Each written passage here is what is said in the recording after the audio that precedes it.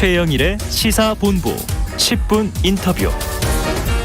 네, 이슈의 핵심을 콕 짚어보는 10분 인터뷰 시간인데요. 윤석열 대통령 당선인이 오늘 종로구 통의동 집무실에 첫 출근을 했습니다. 안철수 인수위원장과 만나서 인수위 운영 방향을 논의하기도 했죠. 자, 인수위 방향 설정부터 합당, 지방선거까지 대선 이후 정치권 숨가쁘게 돌아가고 있습니다. 자, 국민의힘 하태경 의원을 전화로 연결해서 관련 이야기 나눠보겠습니다. 하 의원님 안녕하세요. 예, 안녕하세요. 하태경입니다. 야, 대선 끝나고 저희 프로그램은 이제 처음 모십니다. 네. 축하드립니다. 아이고, 감사합니다. 예. 자, 20대 대선을 치른 소회 한 말씀 해주셔야죠. 예, 뭐, 승리의 기쁨은 잠시고요.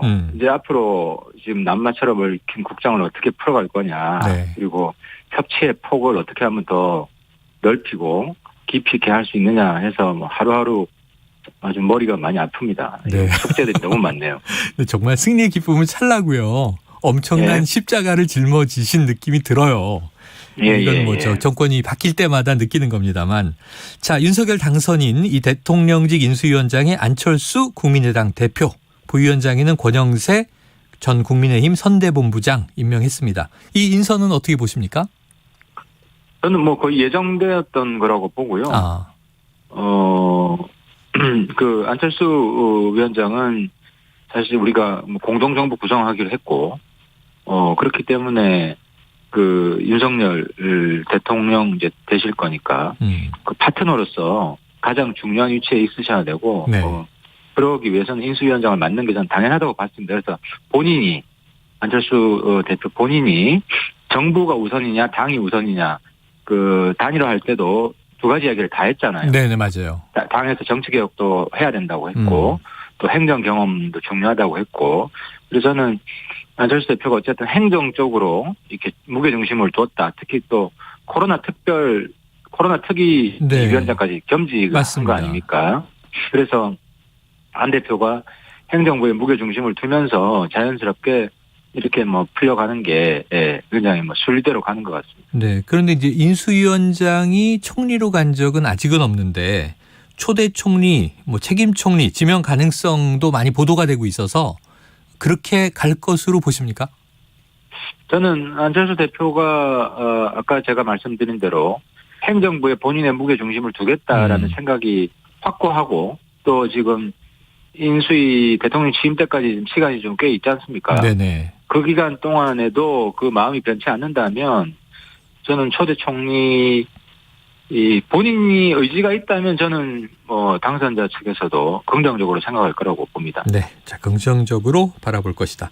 자, 오늘 조선일보 보도인데요. 새 정부에서 김부겸 현 국무총리의 유임을 검토한다 이런 보도가 나와서 자, 김은혜 대변인은 이거 검토된 바 없다 부인을 했는데 가능성이 있습니까 없습니까?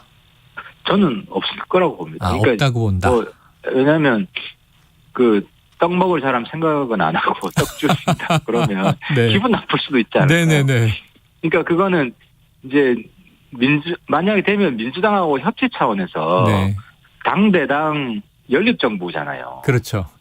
그런 차원에서 시작해서 논의를 해야지 김부겸 총리 개인한테 이렇게 의사 전달하는 거는 순서가 아니죠. 네네. 순서가 아니고 오히려 민주당 입장에서는 우리 내부를 좀 뭐 어떻게 갈라치기 하려고 하는 거 아니냐, 교란하려고 하는 거, 이렇게 불쾌하게 생각할 수도 있다고 보고요. 그건 완전히 오보 같고, 그래서 그 민주당하고는 협치 차원에서 저는 민주당이 동의하면 내각의 일부도 저는 민주당 쪽에 줄 수 있다고 생각을 합니다. 네네. 네, 저는 그게 통합정부의 정신이라고 생각하고요. 네. 근데 그 전에 민주당과 협치의 원칙, 그리고 협치라고 했을 때도 뭐 모든 걸 다 100% 하기는 쉽지 않잖아요, 처음부터. 그렇죠. 그러니까 부분 협치부터 시작해야 되는데 협치의 범위를 뭐로 할 것인지 이런 논의가 뭐 선행이 돼야 된다는 겁니다. 예, 전임 정부와 이제 새 정부가 예를 들면 뭐 코로나19 같은 것은 협치 가능하겠네요. 어떻게 보십니까? 그렇죠. 그 가장 급한 게 이제 코로나 문제이기 때문에 코로나 방역에 있어서 이렇게 방향을 잡고 이건 서로 동의한다, 뭐 같이 가겠다 이렇게 되면은 이제 코로나 문제 담당하는 그 부처가 있을 거 아닙니까? 그럼 그 부처는 민주당에서 맡아주라.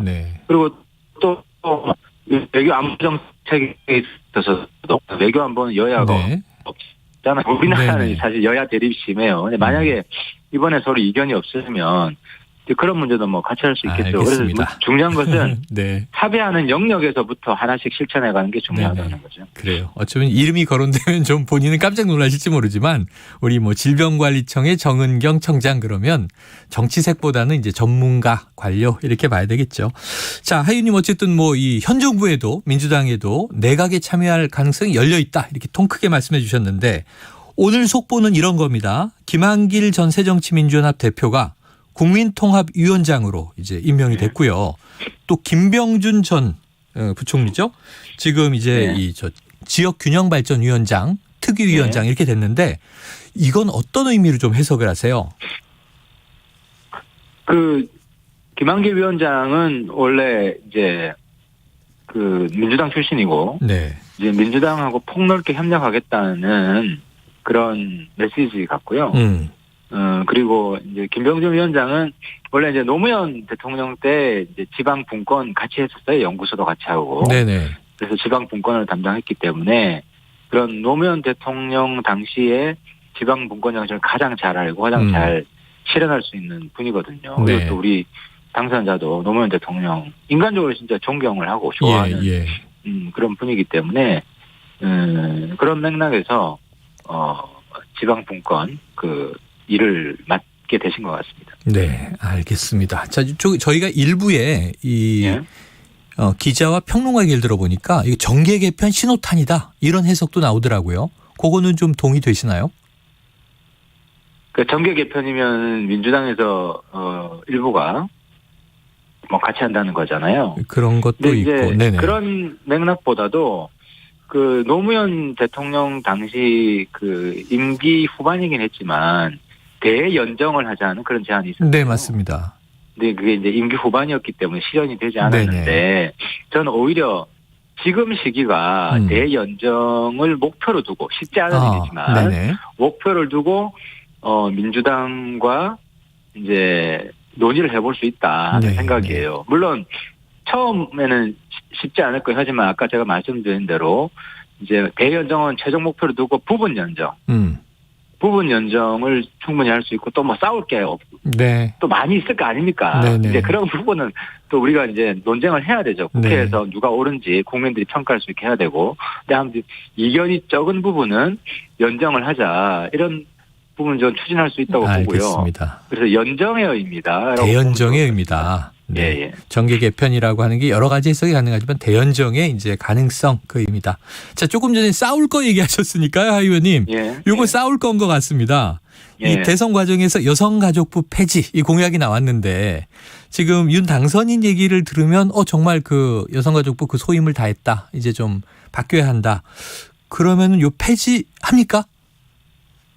저희 입장은 확고하죠. 네. 저희 입장은 변함이 없고 당선자도 그 분명히 하신 것 같고. 근데 이제 오해의 소지가 있는 게 네네. 이제 우리가 여성 정책을 안 하겠다든지 이거는 완전히 오해고 특히 이제 여성 문제에 중요한 게 그 경단녀 문제요. 네네. 이 남녀 임금 격차가 있는 문제. 네네. 사실 이건 노동개혁 문제거든요. 그래서 저는 이건 노동부에서 굉장히 최우선 순위로 이걸 추진해야 된다고 생각을 하고 네. 또 하나가 이제 성범죄 있잖아요. 그래서 성범죄는 당선자도 이제 후보 시절에 네. 성범죄와 전쟁을 하겠다. 그래서 이 문제를 강력히 다룰 것이고 또 하나가 모성보호가 있습니다. 그래서 특히 지금 저출산 문제 심각하잖아요. 네네. 그래서 10년 뒤에는 여자가 군대 안 가면은 군대 유지가 안 될 정도다 이럴 이야기까지 나오는 상황이기 때문에 모성보호를 어떻게 더 강화할 거냐. 이제 여기에 대한 구체적인 논의를 좀 하는 게 좋겠다. 네네. 그래서 저는 민주당한테 요구하고 싶은 게 여가부 폐지 찬반 문제로 대결 구도를 만들려고 하지 말고 우리가 이겼으니까 여가부 폐지는 수용을 하고 대신에 여성 정책 개별적으로 어디서 더 잘하고 강화할 거냐 이런 실사구시적인 이야기를 했으면 좋겠다. 그런 말씀을 드립니다. 알겠습니다. 그럼 이제 또 청소년 가족 분야는 이제 복지부로 간다든가 그렇게 되는 거겠죠? 그렇죠. 그리고 저희 그때 당선자가 이제 선거 기간에 인구부서를 만들겠다 신설부서로. 네네. 그래서 이제 인구 부서에는 특히 이제 저출산 고령화 문제를 많이 다룰 수밖에 없잖아요. 그리고 또 가족 문제가 같이 결합되어 있잖아요. 그래서 인구가족부 같은 거는 신사를 부서로 할 수 있고 여성 정책은 이제 다른 부처에 원래 있던 부처에 네. 이렇게 나눠주고 어떻게 더 잘할 것인가 이렇게 논의를 해보자는 거죠. 알겠습니다. 자, 그런데 이제 고민이 한 가지가 윤 당선인께서 이게 그 토론에서도 그렇고 좀 이 구조적인 성 문제보다는 이 집합적이라는 표현을 쓰시던데 개별적인 접근이 더 구체화될 수 있다라는 이제 주장을 하시다 보니 지금 민주당 비대위원장이 박지원 이 공동비대위원장이 들어오지 않았습니까? 예. 근데 정부조직법 개편은 또 어쨌든 민주당 동의가 필요하잖아요. 예. 좀 설득 가능하시겠습니까? 그래서 저는 민주당이 이 지방선거 때까지 이제 젠더 문제를 악용하려고 하는구나 하는 우려가 좀 들고요. 아, 네네네. 이렇게 하는 것이 사실 여성들 중에서도 여론조사를 해보면 여가부 폐지 찬성이 많습니다. 민주당한테 과연 유리한가? 만년 야당하려고 저러는 거 아닌가 하는 네. 뭐 생각도 드는데 어쨌든 핵심은 여성의 권익 보호와 모성 보호 이런 거 어떻게 더 잘할 것인가잖아요. 그래서 강론을 두고 논의를 했으면 좋겠다. 네.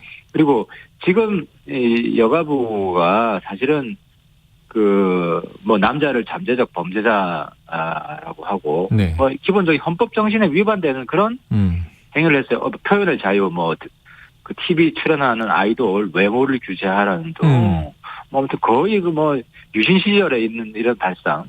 그래서 사실상 헌법 정신을 위반하는 그런 활동들 정책들을 많이 펴왔기 때문에 네. 저희들 입장에서 여가부를 존속시킨다는 건 상상도 할 수 없습니다. 알겠습니다. 자, 총론보다는 강론, 형식보다는 본질에 집중하자. 하 의원님이 좀 민주당 설득하는데 앞장서 주시면 좋을 것 같다 생각도 들고요. 네. 자, 이번 대선 과정에서 또 여러 가지 의혹이 상호간에 제기됐는데 이게 네. 그냥 덮이기 어려운 것들이 많습니다. 네. 대장동 특검. 자, 윤호중 이 민주당 비대위원장 관련해서 야당 주장을 검토는 하겠지만 민주당 안을 중심으로 논의가 가능할 것이다. 이렇게 밝혔어요. 이 특검 논의는 어떻게 보십니까? 그래서 이제 특검을 다 하자고 하는데 네.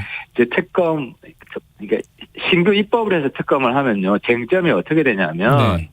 그 누가 특검을 추천을 할 거냐 이제 임명은 대통령이 하지만 네. 막 2배수 추천하는데 2배수를 다 민주당한테 줄 수는 없잖아요. 네네네.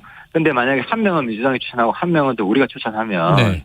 우리 추천한 사람을 대통령이 임명하지 않겠냐 네, 이 싸움이 되거든요. 네, 맞습니다. 네. 그래서 좀 중립적인 추천위원회를 구성을 해서 거기서 추천하는 걸로 지금 어쨌든 대장동은 성남시에 관련돼 있는 거고 네. 이재명 후보랑 관련이 돼 있는 거기 때문에 민주당에서 추천하는 사람 특검 임명하는 거 국민이 수용하기 어려울 거라고요. 네, 네. 그리고 또 우리가 또 하면 또 뭐 정치 보복하지 않겠냐 이런 예. 의심을 살 거기 때문에 중립성을 어떻게 보장할 것인가 여기 이 문제로 좀 건설적인 논의를 했습니다. 알겠습니다. 특검 추천의 공정성 이게 중요하다. 예. 자, 요 끝으로 하나 여쭤보겠습니다. 이 문재인 대통령과 윤석열 당선인 이르면 내일 만날 것이다. 이런 예상도 나옵니다. 이명박 전 대통령 사면이 거론될 것인가. 이런 이제 보도가 솔솔 나와서 하 의원님 의견을 한번 여쭤볼게요. 저는 MB 사면은 네. 문재인 대통령이 결자 해지로 스스로 풀어야 된다. 아하. 윤 당선자랑 상관없이. 네네. 왜냐하면 뭐 사실 문재인 대통령이 한 분만 내놓고 한 분은 계속 잡아들고 문 대통령 본인이 굉장히 좀 저는 후회될 거라고 봐요. 네네. 그래서 결단을 스스로 하고 또 뭐 그 MB뿐만 아니라 정치인에 대한 포괄적인 사면 이런 걸 같이 하는 걸 검토해 보는 게 좋을 것 같고 네네. 만약에 대통령 당선자 미팅이 있다면 저는 가장 중요한 게 외교 안보 협약 같은 거 있잖아요. 우리가 다른 나라랑 네. 맺었던 정권이 바뀌면 이걸 뭐 뒤집자 이런 이야기도 꼭 나오게 돼 있어요. 네네.